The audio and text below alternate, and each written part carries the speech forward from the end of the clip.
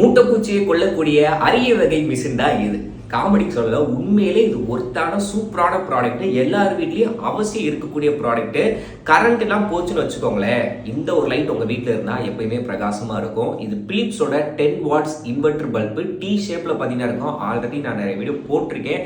எங்க வீட்லேயே இதோட சேர்த்து ஒரு 6 லைட் பார்த்தீங்கன்னா இருக்கு. ஹாலில், கிச்சன்ல, பாத்ரூம்ல எல்லா பக்கமும் பார்த்தீங்கன்னா அதை போட்டு வச்சிருக்கேன். கரண்ட் இருக்கும் போது இதை விட 100% பிரைட்னஸ் எரியும். இப்போ நான் சும்மா கையை வச்சனால எரியுது பார்த்தீங்கன்னா, இது வந்து 50% பிரைட்னஸ்ல எரியும்.